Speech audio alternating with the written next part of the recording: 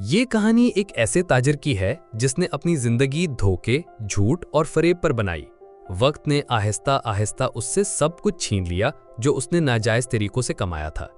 باہر سے وہ کامیاب اور امیر دکھائی دیتا تھا، مگر اندر سے خوف اور بے سکونی میں جیتا تھا۔ پرانی ریاست کے ایک شہر میں کمال الدین نام کا تاجر رہتا تھا۔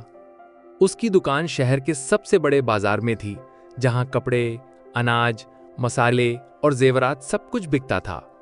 وہ ہمیشہ مسکرا کر بات کرتا اور لوگ اسے ایماندار سمجھتے تھے، مگر حقیقت اس کے برعکس تھی۔ وہ ترازو میں چھپے وزن سے کم تولتا، کپڑوں کے نقص چھپا کر زیادہ دام لیتا، اور لوگ اسے کمال تاجر کے نام سے جانتے تھے۔ قرض دے کر غریبوں کا سامان ہتھیا لیتا اور حساب کتاب میں جادوگری دکھاتا۔ ایک دن ایک بوڑھا کسان عبدالغفور اپنی گندم بیچنے آیا تاکہ بیٹی کے علاج کے لیے پیسے لے سکے۔ مجبور کسان مان گیا اور کمال نے کم تول کر اسے اور بھی کم دیا۔ جاتے ہوئے کسان نے کہا، کمال، تم نے دنیا کا فائدہ لیا مگر اللہ کی پکڑ سخت ہے۔ کمال ہنسا اور بولا، یہ دنیا دعاؤں اور بد دعاؤں سے نہیں چلتی بلکہ کاروبار سے چلتی ہے۔ جب قریبی گاؤں میں قحط پڑا تو کمال نے غلہ ذخیرہ کیا اور دام کئی گنا بڑھا دیے۔ ایک بیوہ نے کہا، میرے بچے بھوکے ہیں، رحم کرو اور تھوڑا اناج سستے دام دے دو۔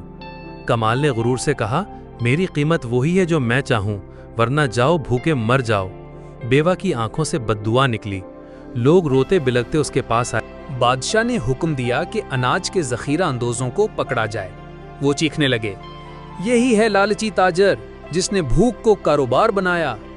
کمال نے رشوت دے کر بچنے کی کوشش کی، مگر اب اس کے دل میں ڈر بیٹھ گیا۔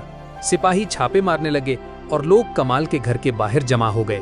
کچھ ہی عرصے بعد آگ لگی اور کمال کا گودام جل کر راکھ ہو گیا۔ ڈاکوؤں نے اس کے محل پر ڈاکہ ڈالا اور زیورات لوٹ لیے، مگر حقیقت یہ تھی کہ یہ سب اس کے اعمال کا نتیجہ تھا۔ کمال نے کہا، یہ سب دشمنوں کی سازش ہے۔ کمال بیمار ہو گیا اور موت کے قریب پہنچ گیا۔ اس نے سب گناہ یاد کیے اور روتے ہوئے کہا، اے اللہ، اگر صحت دی تو میں سب کا حق لوٹاؤں گا۔ کچھ دن بعد وہ ٹھیک ہو گیا اور دل میں جنگ شروع ہو گئی، لالچ یا توبہ۔ کمال نے فیصلہ کیا کہ سب کو ان کا حق واپس کرے گا۔ بابا، میں نے تمہیں لوٹا تھا، یہ لو تمہارا حق ہے۔ پھر بیوہ عورت کو سامان اور کھانا دیا۔ میں نے تمہیں بھوکا چھوڑا تھا، یہ میرا قرض ہے۔ یوں وہ سینکڑوں لوگوں کے گھر گیا اور ان کا مال واپس کیا۔